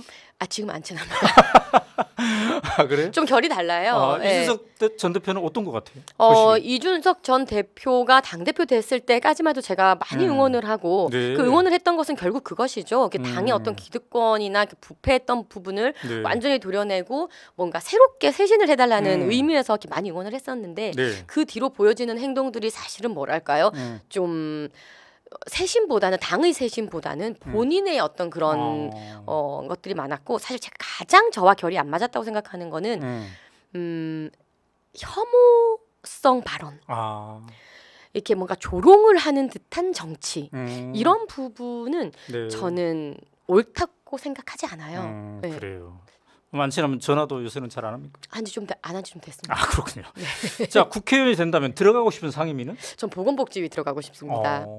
그래요. 1호 법안으로 고려하고 있는 거예요. 여러분 조금 생소하실 수도 있는데요. 네네네. 웰다잉에 대한 얘기를 제가 좀 많이 하고 있어요. 어. 그러니까 제가 직업도 장례 지도사고 또 그쪽 부분에 대해서 많이 또 보고 네. 느낀 바가 있는데 네. 우리가 아름답게 내 죽음을 맞이하는 것, 준비하는 것, 네. 이 부분에 대해서 그러니까 나는 그냥 병원 침대에 누워서 이 정말 호흡기 꽂고 그렇게 죽고 싶지 않아라고 하는 분들 그런 부분에 대해서는 또 우리가 그런 네. 권리를 지킬 수 있도록 법적인 저런 제도를 마련을 해드려야 그래요. 된다고 생각을 하거든요. 그래서 아름다운 나의 마지막 웰다잉에 대한 그래요. 그런 부분을 좀 저는 얘기하고 싶습니다. 자, 독특하게 장례 지도사예요. 예, 예. 이 경험이 앞으로 내가 추구하는 정치에 어떤 영향을 줄 것 같습니까? 장례 지도사는 음. 가장 힘들고 아픈 상황에서의 사람을 마주하는 네. 직업이잖아요. 그래서 음. 우리 주변에 이렇게 아프고 네. 상처 있는 사람들이 많이 있다는 거 잊지 말아야 된다는 거 정치하면서도 네. 예, 그리고 어떻게 보면은 이 가장 인간의 모든 것을 내려놓는 순간이에요. 네. 죽음이라는 것은 권력 필요 있습니까? 필요 없어요. 돈 필요합니까? 필요 없습니다. 네. 죽음 앞에서는 우리 모두 인간이 평등하고 모든 것을 다 내려놓는 네. 상황이거든요. 네. 그래서 그 퓨어한 상황에서 음. 그것을 잊지 말고 그것을 늘 유념하면서 정치를 네. 하자. 자, 두 아이의 엄마이신데 지금 일과 육아 함께 고민하고 있는 이 땅의 엄마들에게 한마디 하신다면? 육아 너무 힘드시죠. 정말 그 캄캄한 동굴 속에 있는 느낌이고 이게 언제 끝날지 모를 것 같은 느낌이실 거라고 생각이 들어요. 네. 근데 주변에 많은 분들이 지금 같이 그런 것을 공유하고 있고 네. 또 특히나 정부의 정책에 있어서 이 저출산 문제와 그리고 이 육아의 육아 양립되는 이 부분은 네. 정말 여러 번 아무리 강조하고 아무리 그 세세하게 들여보아도 모자라지 않다고 생각합니다. 최근에 나왔던 저출산 문제들이 그래도 조금은 지원이 많이 되는 방향으로 가고 있죠. 네. 대한민국 여성들의 생애 주기를 보면요. 이게 M자라고 해요. 20대 30대 열심히 하다가 결혼하고 애 낳으면 갑자기 일을 안 해요. 그러고 다시 나중에 하려고 한다 해가지고 이게 M자인데 네. 여타의 선진국들을 보면 이렇게까지 꺼지지는 않거든요. 그래서 이 정말 경단녀가 되지 않고 나의 네. 커리어를 꾸준히 이어가면서 아이를 키울 수 있게 온 나라와 정부가 도움을 주는 그래요. 그런 식으로 나아가야 되고요. 네. 많은 다른 선진국들의 사례를 봐도 저출산이 다른 나라도 문제잖아요. 근데 어떻게 많이 극복을 했느냐 보면 사실은 재원 투하, 어떻게 투하? 아주 필요한 그 부분 요소의 투하를 제대로 해야 네. 되는 겁니다. 그래서 이런 부분들에 대해서 경험을 살려서 또 그래요. 정책을 제대로 네. 만들어 자, 보겠습니다. 5분이 다 됐습니다. 근데 이제 우리 나누고 프로그램에 국민의힘 출신들이 네. 상대적으로 네. 덜 나왔기 때문에 네. 또 이제 오랜만에 언론에 나왔기 때문에 네. 보너스 인터뷰 감사합니다. 쿠킹 보너스. 보너스 네. 보너스. 자, 그러면 두 아이의 엄마로서 이 땅에 아빠들에게 젊은 아빠들에게 한 네. 말씀 하신다면? 아빠들도 너무 힘들죠. 어디 가서 말도 참 못하겠고 늘 나는 하는 것만큼 하는데도 늘 부족해 보이고 그러실 거예요. 예, 힘내시고 사실 또 뭐 제도적인 부분에 있어서 뭐 아빠 육아휴직 이런 얘기도 많이 하지만 우리 사회 분위기가 어디 그걸 잘 쓸 수 있는 분위기입니까? 아니잖아요. 예. 근데 그럼에도 불구하고 조금씩 이제 나아지는 부분들이 또 있으니까는 또 이제 정부 정책이나 이런 것들을 믿어주시고 어쨌든 아빠들 가장 중요한 거는 자식보다 와이프예요. 그렇군요. 네. 네. 자, 이제 국힘에서 동두천, 연천 네. 여기에서 이제 정식 후보가 되려면 예선전을 통과해야 될 텐데 거기 또 뭐 재선 의원이 버티고 있지 않습니까? 네, 맞습니다. 지금 저 상황이 어떻습니까? 아무래도 중진 의원이시고 경기도당위원장까지 하신 분이고 네. 또 지금 여의도 연구 원장도 하고 계시는 이제 아주 센 분이 계시기는 하죠. 예. 네. 그렇지만 제가 뭐 센 사람이랑 붙는 거 전문입니다. 그렇기 때문에 얼마든지 또 선의의 경쟁하고 네. 또 제 목소리 그냥 제 얘기 계속 들려드리면은 진심 반드시 통한다고 믿습니다. 아, 그래요. 자, 한동훈 비대위원장 체제가 국힘이 됐습니다. 네. 어떻게 보세요? 어쨌든 이제는 지도부가 더 이상 바뀌어서는 안 돼요. 이거 가지고 이제 왈가왈부하기보다는 네. 비대위원장 섰으니까 또 전시 상황 아니겠습니까? 네. 총선이 정말 얼마 남지 않은 이 상황에서 네. 이름하야 그 말로 이제 비상대책위원장이시니까 비대위원장 체제 중심으로 정말 잘 힘을 합해서 네. 국민들께 정말 다른 모습 보여드리면서 네. 쇄신되는 모습 보여드리면서 음. 젊은 정치인, 새로운 정치인이 분이시잖아요. 한동훈이라는 분, 우리 이제 비대위원장으로 오실 분. 음. 그거를 캐릭터를 살려야 됩니다. 음. 정치권 전체적인 국민의 힘이겠죠. 네. 국민의 힘이 정말 세대 교체되고 손수호 같은 사람도 쓰시고 지금 여러- 주류예요, 비주류예요? 지금 비주류죠. 예, 비주류인데. 아, 주류 쪽에서 연락이 안 왔어요, 그동안? 아, 예, 전당대회에서 지는 바람에 비주류 됐지만 네. 곳곳에 그래도 트레이닝된 후보들이 있으니까 음. 같이 힘 모아서 정말 잘 이겨냈으면 좋겠고요. 네. 예, 무엇보다는 이제 또 이제 총선을 앞두고 국민분들께서 가장 바라는 것은 음. 기득권 타파, 음. 부정부패 타파 예, 음. 하는 모습들이실 테니까 그래요. 이런 것들 좀 지켜 갔으면 좋겠습니다. 네, 네, 네. 자, 지금 이제 보수 언론에서 말이죠. 네. 윤석열 대통령 리스크에 대한 얘기 목소리가 좀 높아지고 있어요. 어떻게 보십니까? 그 윤석열 대통령의 그 동안의 그 방식, 국정 운영 방식에 대해서는 어떻게 보세요? 기본적으로 저는 국민의힘이기 때문에 음. 이제 자유우파의 가치를 지키는 것이 또 네. 우리 당의 또 목적인 것이고 윤석열 대통령의 어떤 그런 이때까지의 비정상인 부분을 정상으로 돌리는 부분, 뭐 원자력이라 할까요, 뭐 어떤 네, 네, LH 공사 이런 부분들 음. 여러 가지 문제가 있었던 부분들을 네. 바로 잡는 정책의 방향에 대해서는 음. 100% 어그리 네. 아주 동의를 합니다. 하지만 네. 현장에서 뛰는 후보들, 전 특히나 음. 경기도에서 뛰고 있기 때문에 네. 현장의 목소리를 많이 들어보면은 네. 윤석열 대통령에 대한 비판의 목소리도 꽤 높습니다. 사실 그것이 정책 방향에 대한 비판은 아니고요. 네. 보여지는 모습이 조금 더 음. 소통을 잘 이렇게 하는 따뜻한 모습이기를, 조금 더 소통을 많이 하는 모습이기를, 네. 그리고 뭔가 강력하게 이렇게 검사스러운 모습 표현하자면요. 네. 검사스러운 그런 모습보다는 따뜻한 우리의 지도자로서 음. 대통령을 또 원하시는 분들이 많기 때문에 네, 네. 그런 부분들을 조금 더 많이 보완해 주셨으면 좋겠고요. 음. 지금 특히나 한동훈 비대위원장이 똑같은 검사 출신에 네. 또 그 분이 오셨지 않습니까? 네. 이랬을 경우에 국민분들이 우려하는 것은 너무 검사 일세, 검찰의 어떤 그런 일색이 네, 되지 네. 않을까 우려하시기 때문에 국민들의 이렇게 우려하는 부분을 충분히 숙지하시고 인지하시고 더 그렇지 않도록 신경을 많이 쓰셔야 한다. 그래요. 네. 조중동을 포함한 보수 언론은 또 요즘에 김건희 여사 리스크를 많이 언급하고 있어요. 그 대목에 대해서는 어떻게 생각하세요? 여사님에 대한 리스크는 사실상 최근이라기보다는 선거가 있었던 초반부터 늘 있었던 네. 이제 리스크라고 보여지는데요. 네. 이제 그 부분에 대해서 조금 더 우리 이제 여권에서요. 여권에서 조금 더 전향적인 자세로 네. 받을 거는 받고 또 아닌 거는 아니게 좀 확실하게 좀 네. 정면 돌파하는 그런 모습으로 가는 것이 맞고요. 자꾸 뭔가를 숨기려고 하는 듯한 모습 뭐 이렇게 보여지면 국민들께서는 뭔가 저게 뒤에 뭐가 있는 거 아니냐 뭐 이런 거 제일 싫어하시잖아요. 네. 네, 그렇기 때문에 좀 그래요. 정면 돌파를 했으면 좋겠고 저는 한동훈 비대위원장이 이 부분에 있어서 정확하게 좀 잘 하시리라 좀 기대합니다. 김건희 특검이 국회에서 만약에 통과된다면 특검을 대통령은 거부권을 행사해야 될까요? 안 해야 될까요? 거부권을 행사를 하시겠죠. 근데 음. 하시겠는데 지금까지 현 상황에서 나왔던 이제 안 네. 중에서는 이제 한동훈 예비 비대위원장의 말씀으로 네. 총선 이후에 음. 어떤 악법이나 이런 것들 좀 이렇게 그런 그 요소들을 좀 빼고 네. 총선 이후에 이 이제 특검에 대해서 같이 이야기를 해보는 것이 정쟁의 면을 모두 이제 비껴가서 정말 특검다운 특검을 할 수 있지 않겠느냐 말씀하셨는데 거기에 저는 동감을 합니다. 네, 네, 네. 자, 나누구에 출연하셨는데 네. 언론에 오랜만에 출연하셨기 때문에 보너스 인터뷰를 네. 정치평론에 대한 얘기를 잠깐 해봤습니다. 감사합니다. 그런데 이제 장내 지도사 일도 하고 있고 예. 이번에 또 국회의원 선거 준비도 해야 되는데 또 유튜브도 하고 있다면서요. 네, 그렇죠. 유튜브 이름은 뭐 어떻게 돼요? 아, 네. 너무 촌스러운데요. 손수조 TV예요. 손수저 TV. 예, 이름을 알려야 되는 숙명이 또 있기 때문에. 그래요. 네, 네. 자, 오늘 오마이 TV 나누고 출연해 보니까 어떻습니까?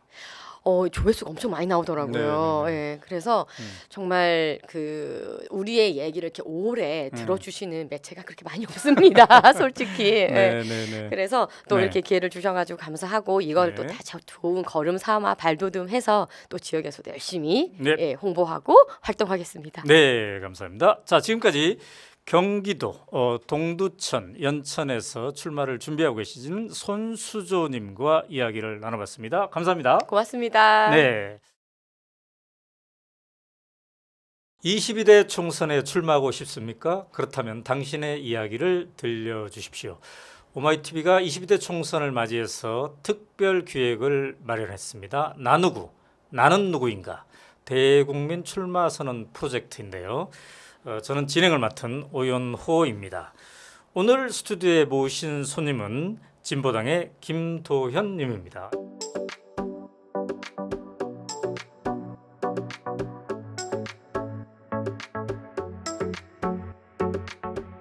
안녕하세요. 안녕하세요. 네, 반갑습니다. 지역구가 어디시죠? 저 상록구 갑입니다. 안산의 상록구 갑. 현역 의원은 민주당의 전해철 의원이네요. 네, 삼선 맞아요. 의원이네요. 네. 자, 이 나누고 프로그램 이제 어느 정도 보셨을 텐데 네, 네, 네. 5분 사전 인터뷰부터 시작하도록 하겠습니다. 네. 자, 진보당 후보입니다. 진보당. 자, 진보당이 며칠 전에 보니까 아마 국회에서 크게 행사를 했습니다. 네. 상당히 많은 지역구 후보들이 모였던데 몇 명 정도 모였죠? 저희 84명의 후보들이 음. 지금 이제 출마 준비를 하고 있어서 같이 기자회견했습니다. 그렇죠. 그때 함께 있었고. 네, 같이 네. 있었어요. 자, 진보당. 그러면 아직 이제 다수당은 아니기 때문에 네. 진보당은 요게 다릅니다. 이 기회에 좀 홍보를 살짝 한다면? 저는 좀 이런 어필을 하고 싶은 네, 게 네, 저희가 이제 계급계층 정당이라고 음. 해서 노동자당, 뭐 네. 농민당, 네. 빈민당, 뭐 음. 여성엄마당, 네. 청년당까지 굉장히 많은 사람들이 좀 모여 네, 있어요. 네. 네. 그러다 보니까 각자의 이제 요구안을 가지고 좀 네. 진보당 안에서 활동을 하고 있고요. 아, 저는 그런 분들이 같이 당선이 돼서 국회에 가면 그래요. 또 그런 시너지 효과들을 얻을 수 있을 네. 거라고 생각합니다.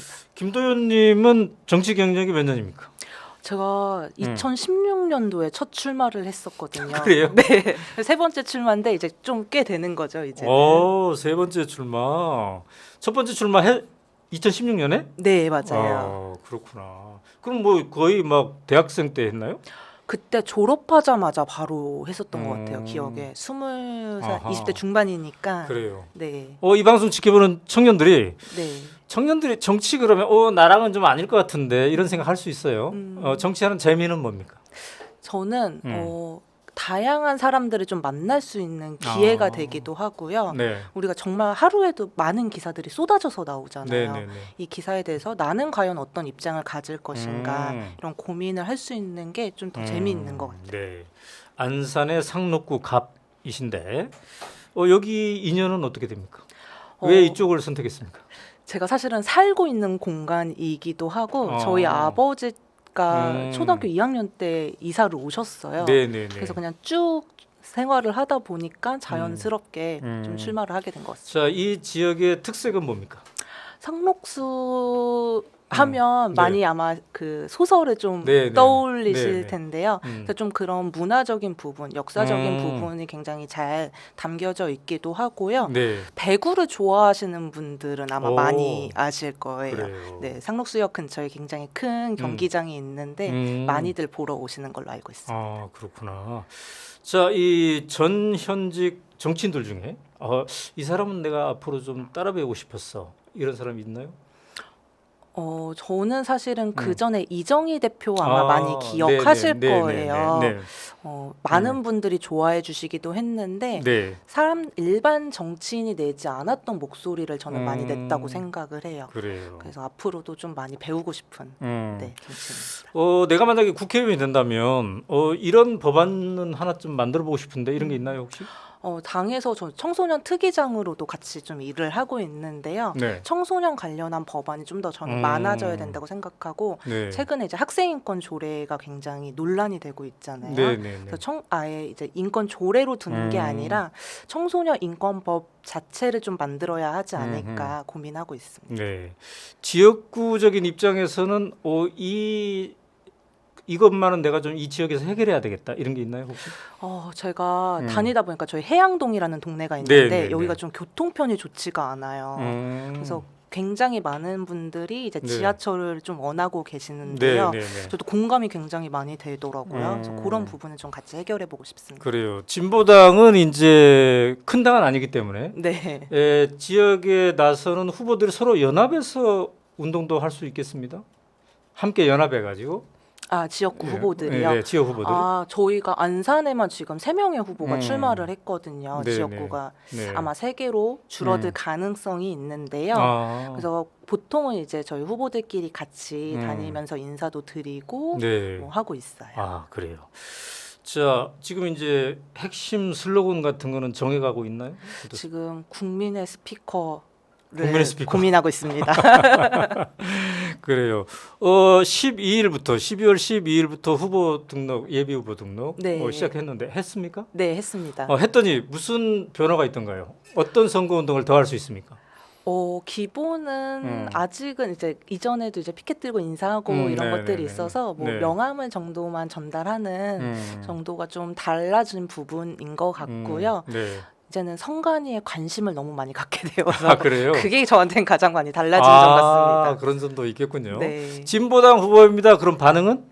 기본은 좀 의아해 하시는 분들이 있고 진보당 하고 아직까지는 네. 근데 이제 제가 지금 윤석열 심판이라는 구호를 가지고 인사를 드리고 있더니 오늘 아침에도 20대 청년 커플이 지나가면서 박수를 쳐주더라고요. 그랬군요. 네. 자, 이렇게 이제 5분간의 사전 인터뷰 마쳤습니다. 이제 지금부터는 10분 동안 나는 누구인가 설명하는 시간을 직접 주도해 주시기로 하겠습니다. 자, 화이팅! 잘하시죠. 감사합니다. 네. 네, 오마이TV 시청자 여러분 반갑습니다. 저 진보당의 부대변인이며 안산 상록구 갑에서 예비후보 등록했습니다. 김도연이라고 합니다. 짧지만 특별한 제 인생을 여러분들과 좀 돌아보고 앞으로 가고 싶은 길에 관해 이야기 나눠보려고 합니다. 첫 번째 사진은 제 2008년부터 시작한 청년단체 활동을 인데요. 참 제 삶을 많이 바꾸었던 사진이기도 합니다. 사회복지학과를 전공하고 있었는데 동네에서 좋은 일을 좀 해보자며 봉사활동하는 곳을 찾았었어요. 당시 유행했던 싸이월드를 통해 청년회를 알게 되었고 사회 문제에 관심이 많고 해결하고 싶은 동네 청년들과 10년을 함께했습니다. 그 과정에서 건강을 챙겨야 한다며 동네 등산 모임을 만들어 산에 찾아다녔고 어두운 골목을 무섭지 않게 다니면 좋겠다는 생각에 시작했던 벽화 그리기 봉사는 경기도지사상을 받기도 했습니다. 연말이면 저소득층 가정의 어린이들을 만나 사랑의 몰래산타 활동을 했었는데요. 아이들뿐만이 아니라 활동하는 청소년들에게도 그리고 청년들에게도 뜻깊은 하루를 선물했습니다. 박근혜 대통령이 당선된 후부터는 사회 문제에 관심을 두는 청년들이 정말 많아졌습니다. 그중 하나는 일본군 위안부 문제였는데요. 서포터즈를 꾸려서 함께 공부도 하고 문화제도 열면서 동네 주민들과 함께 사회 문제를 공감하고 행동하는 경험을 할 수 있었습니다. 박근혜 정권 퇴진을 위한 행동도 동네와 서울을 다니면서 진행을 했습니다. 박근혜 대통령의 탄핵 이후에는 참 세상이 많이 변했다고 생각했었는데요. 그중 하나는 청년들이 스스로 우리의 삶을 고민하고 만들기 위해 노력했다는 점입니다. 동네 청년들과 함께 내일을 토론하고 새로운 내일을 만들기 위해 기초의원님들을 초대하여 토론회를 열었었습니다. 그 결과 이후 청년 지원 조례가 만들어졌었는데요. 우리 손으로 삶을 바꿀 수 있다는 경험을 할 수 있는 좋은 기회였습니다. 정말 숨가쁘게 달려온 10년이었습니다. 당시에 많은 청년들을 만난 건 건강한 공동체를 만들고 사회 문제를 해결하기 위한 노력을 해본 경험은 주민들의 목소리를 모아서 국회 안으로 들어가야 하는 것이 국회의원의 역할이라는 것을 느끼게 해줄 수 있었습니다. 두 번째 사진은요. 지금도 제가 하고 있는 이제 세월호 팔찌입니다. 아시다시피 안산하면 세월호 참사를 떠올리시는 분들이 참 많으신데요. 2014년 이후 세월호 팔찌를 팔에서 빼지 못한 채 10년 가까이 지내고 있습니다. 당시 사회초년생인 제게 국가의 무능은 참으로 충격적인 일이었습니다. 할 수 있는 것이 서로를 위로하는 것밖에 없어서 사람이 많이 다니는 거리에서 추모 공간을 세우고 시민들과 함께 매일 밤마다 추모를 했던 기억이 납니다. 세월호 특별법을 만들자고 단식 투쟁도 해보고 가족분들과 간담회도 하면서 몇 년 동안 4월이 되면 거리에서 추모를 했었는데요. 이런 세월호 참사는 내년이면 10년을 맞이하게 됩니다. 가족들과 안산 시민들은 생명안전공원이 하루라도 빨리 조성되길 바라고 있지만 쉽지 않은 상황입니다. 저는 안산의 정치인이라면 이 문제에 가장 먼저 나서고 안산 시민들과 함께 하루라도 빨리 해결해 나가야 한다고 생각합니다. 진보당은 얼마 전 안산에서 한 세월호 참사 10주기 위원회 발족식을 함께 했는데요. 참사 유가족의 아픔을 보듬고 안전한 사회 건설하는 일은 다른 일이 바쁘다고 늦출 수 있는 일이 아니라고 생각합니다. 세 번째 사진은 저의 20대 첫 출마 사진입니다. 제가 봐도 지금에 비해서 굉장히 젊어 보이는데 2016년 20대 국회의원 선거에서 경기도 전체 최연소 후보로 출마한 경험이 있습니다. 지금은 10대 청소년 정치인도 나올 수 있는 환경이지만 당시에는 20대 중반이 되어서야 첫 출마가 가능했습니다. 그 당시 예비 후보를 등록했던 때가 기억이 나는데요. 선거관리위원장님께서 지역 역사상 이렇게 젊은 후보가 나왔다는 사실에 충격을 받으셨는지 후보 등록 직후 저를 초대하여 정치에 입문하게 된 계기를 물어보셨습니다. 그리고 선거 과정에서 상처를 받더라도 개의치 말라며 애정어린 충고도 해주셨었는데요. 당시엔 대학을 졸업하고 몇 년 되지 않아 학자금 대출에 대한 문제 등 사회초년생이 겪을 수 있는 문제를 저도 겪고 있었기 때문에 우리 문제를 꼭 해결하고 싶었던 마음이 너무나 컸습니다. 제 MBTI가 INTJ인데 용이 주도한 전략가라고 부릅니다. 단순히 나보다 권력이 있는 정치인에게 내 문제를 해결해달라고 요청하는 것이 아니라 내 문제를 해결하기 위해 전략을 세우고 국회에서 여러 의원님들과 함께 해결해 나가고 싶습니다. 그간의 출마 경험을 살려서 주민들의 믿음과 사랑을 듬뿍 받는 정치인이 되고 싶습니다. 네 번째 사진은 제가 20살 이후 저를 변화시킨 두 번째 사건입니다. 저는 2021년 대한민국에서 최초로 고등학생 노동조합을 만들었습니다. 맏내동생이 특성화고를 다녔는데 알고 보니 실습하는 동안 최저임금조차 보장받지 못하고 있었던 거예요. 분명 도제 현장 실습이라고 했는데 이상하다고 생각했고 알아보니 경기도형 도제였습니다. 최저임금을 보장받지 않아도 법적 문제가 없도록 교묘하게 만들었던 조례를 통해 청소년들이 노동 착취당하고 있다는 사실을 알게 되었습니다. 국정감사에서 이 충격적인 사실을 밝혔습니다. 또한 예산 확대를 통해 최저임금을 보장받을 수 있도록 했습니다. 최근에는 경기도에서 50만 원까지 받을 수 있었던 자격증 지원금이 10만 원으로 삭감되었다는 충격적인 소식을 듣고 예산 추가 확보를 요구하는 활동을 진행했었는데요. 등교와 하교 시간에 특성화고 앞에서 예산 확충을 요구하는 캠페인을 진행했습니다. 그리고 정치권에도 확충 요구를 했습니다. 그 결과 지원금 일부가 확충되었습니다. 캠페인에 함께 참가한 청소년들에게 이 사실을 알렸더니 고맙다며 참 많은 답변을 주었습니다. 이 과정에서 제가 누구의 목소리를 내는 정치를 할 것인가 고민할 수 있는 계기가 되었는데요. 저는 더 낮은 곳에서 차별받고 있는 이들에 대한 이야기를 듣고 당사자들과 함께 해결하는 정치인이 되고 싶습니다. 네, 마지막 사진은 소통관에서 브리핑을 하고 있는 장면입니다. 진보당의 부대변인으로서 소통관에서 여러 소식을 전달하고 있습니다. 이 소식 중에는 꼭 빠뜨리지 말아야겠다고 결심한 주제가 바로 청소년입니다.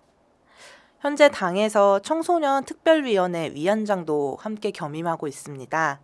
10대 정치가 가능하도록 문을 열어두었지만 정작 국회에서 청소년을 이야기하는 정치인은 극히 드뭅니다. 다른 정당은 이 사안을 어떻게 바라보고 있을까? 궁금하여 타당의 홈페이지에 들어가 논평을 봐도 의견을 내지 않는 경우가 굉장히 많습니다. 아시다시피 최근 학생인권 조례 폐지를 시도하는 지자체가 늘어나고 있는데요. 권력이 없는 이들은 사람임을 포기해야 하는 세상이 되어가고 있습니다. 최근 청소년들과 함께 국회 소통관에서 교육부의 학생인권 조례 개약 시도를 규탄하는 기자회견을 진행한 적이 있습니다. 청소년 당사자들이 국회에서 직접 인권 유린 당하는 사례를 발표하는데 충격적인 사실들이 참 많았습니다. 저는 부와 권력이 없다는 이유로 목소리를 내기 어려운 이들이 자신의 목소리를 낼 수 있게 하는 것이 저의 역할이라고 생각합니다. 그리고 이 사회를 살아가는 사람들 모두의 목소리가 소외되지 않기를 바랍니다. 그동안 국회가 제대로 내지 않았던 우리 국민들의 목소리를 저 진보당 김도연이 내겠습니다. 국민의 스피커가 될 수 있도록 이번 20대 선거, 22대 선거 열심히 뛰어보겠습니다. 감사합니다.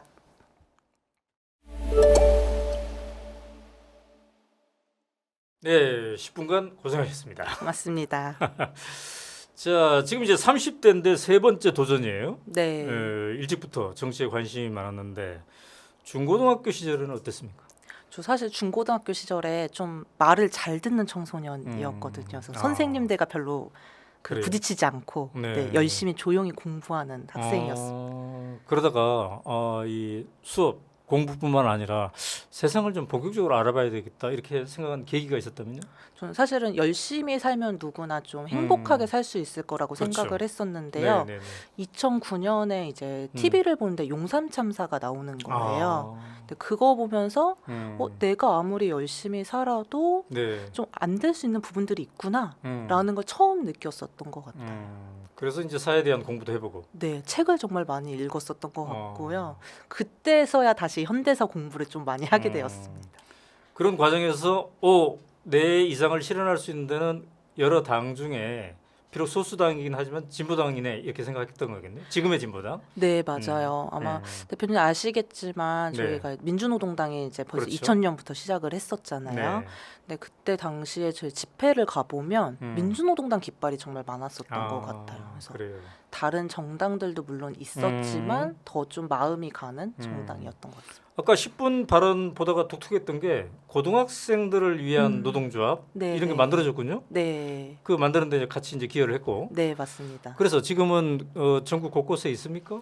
지금 서울, 경기, 인천 그리고 충남에 지부가 세워져 있고요. 네네. 네, 그 외의 지역에도 조합원들은 있습니다. 아 그래요. 네. 근데 이제 요즘 뉴스 들어보면 청소년들, 네. 중고등학생들의 이 정신 건강 네. 이게 상당히 그 안 좋은 것으로 지금 조사가 되고 있지 않습니까? 맞아요. 이제 청소년들 자주 만나다 보면 그런 문제에 대한 좀 대안도 생각해 보고 있습니까? 정말 사실은 고민이 많이 되는데요. 네, 이 네. 불안한 사회에서 살다 보니까 음. 청소년들이 자해를 한다거나 네. 아니면 자살을 고민하는 경우가 굉장히 많아요. 음. 근데 저는 이게 단순히 어떠한 한 축의 교육이나 네. 일부 상담으로 사실 이루어질 수 있는 건 아니라고 생각을 하고요. 그래요. 사회 구조와 변화와 함께 네. 우리 청소년들이 단순히 입시 문제만이 아닌 다각적인 방면으로 네. 좀 관심을 가져야겠다는 생각이 듭니다. 이제 공부를 또 사회복지 쪽으로도 많이 했습니까? 네, 전공이 사회복지입니다. 전공이. 네, 자, 또 이제 요즘 청소년도 있지만 청년들이 네. 취업 앞둔 청년들이 뭐 수십만 명이 고립 은둔형 청년이라고 해서 또 걱정이 많습니다. 네. 이거는 또 어떻게 바라보고 있습니까? 사실 이것도 사실은 저는 그 네. 연장선이라고 좀 보는 상태입니다. 최근에 이제 청년들이 고립에 들어가는 이유가 네. 은둔하는 이유가 음. 더 이상은 희망이 없다 네. 내지는 나는 이미 실패한 인생이다라고 네. 생각하면서 은둔을 하기 시작했다는 거잖아요. 네, 네. 그래서 저는 좀 우리 사회가 한 번 정도, 두 번 정도는 실패해도 괜찮아라고 용기를 줄 수 있는 사회가 되어야 되는데 네. 너무 승자독식의 사회다 보니까는 네. 이 경쟁 사회 속에서 청년들이 많이 좀 지쳐하고 있는 것 같아요. 자, 이제 그런 청년들이 결혼도 안 한다. 출산도 안 한다. 뭐 이런 얘기들이 있지 않습니까? 네. 이제 심각한데 특히 이제 저출생률이 0.7까지 떨어졌어요. 네, 네. 어떤 사람은 뭐 당연히 떨어질 수밖에 없지 않나 하지만 되게 위기입니다. 네. 도대체 이 핵심 문제에 뭐가 있는 건가요?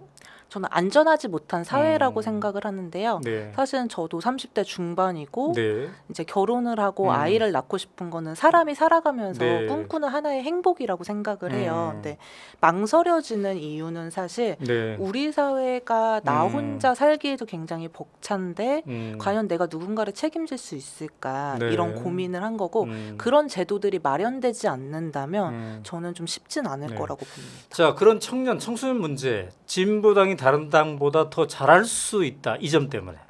저는 저희 아예 계급계층 정당 안에 청년 진보당이라고 있고 네. 별도의 대표가 지금 세워져 음. 있어서 공동 대표로 활동하고 있는데요. 네. 저도 경기도에서 경기청년 진보당의 음. 대표입니다. 네. 그래서 이런 아예 자리를 단순히 음. 뭐 보좌관 몇 자리 네. 아니면 뭐 대변인 몇 자리가 아니라 음. 실질적인 권한을 행사할 수 있는 음. 정당이기 때문에 네. 여기에서 저희는 해결책을 찾을 수 있다고 생각을 합니다. 아, 그래요.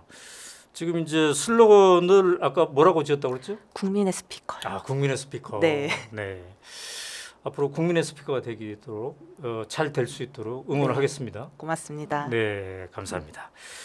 자, 지금까지는 진보당의 경기도 안산 상록구 갑에서 출마를 희망하는 김도현님과 이야기를 나눠봤습니다. 감사합니다. 고맙습니다.